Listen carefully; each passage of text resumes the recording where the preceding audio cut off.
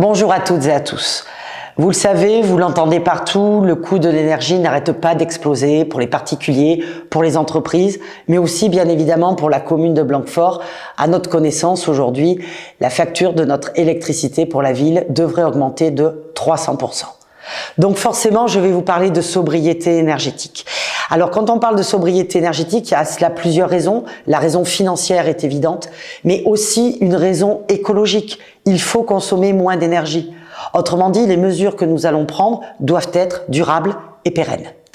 Par exemple, en ce qui concerne l'éclairage public, cela fait maintenant un petit moment que nous avions pris de l'avance en changeant toutes les lumières de l'éclairage public en LED qui consomment beaucoup moins d'énergie. Nous avons aussi déjà éteint la lumière, l'éclairage public, durant une période de la nuit. À partir de la semaine prochaine, nous allons étendre cette période de 1h à 5h du matin. C'est une concertation que nous avons eue avec plusieurs maires de Bordeaux Métropole et c'est finalement la durée la moins importante que nous retenons pour la ville de Blanquefort. Nous allons aussi beaucoup nous intéresser aux températures de chauffe des bâtiments. 19 degrés dans les bureaux, dans les écoles, 20 degrés dans les crèches et pour les sportifs, 18 degrés en ce qui concerne les vestiaires, 1 degré de moins pour la piscine, mais qui continue à rester ouverte et par exemple 15 degrés pour les très grandes salles sportives et 17 degrés pour les plus petites. Toujours pour ces bâtiments, à chaque fois que nous devons changer l'électricité, systématiquement, nous le remplaçons par des LED. Et puis, nous avons tout un programme d'investissement sur les bâtiments qui va bien évidemment durer plusieurs années de rénovation énergétique pour être le plus écologique et le moins consommateur d'énergie possible. Pour autant, nous sommes quand même au mois de décembre et nous avons envie de préparer ces fêtes.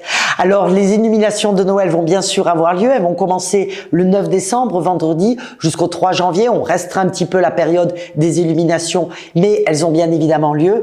Et puis, cette semaine, ça va être quand même le grand temps de préparation, avec d'abord, vendredi soir, la fête de la lumière, où on pourra faire le défilé de lampions depuis Corbeil à 18h15 jusqu'au centre, jusqu'à la halle, où sous la halle, nous allons pouvoir déguster un marché gourmand, sans oublier bien évidemment toutes les animations musicales sous la halle, aux colonnes, au mascaré, et terminé à 20h30 par un feu d'artifice au niveau du parc de Carpinet.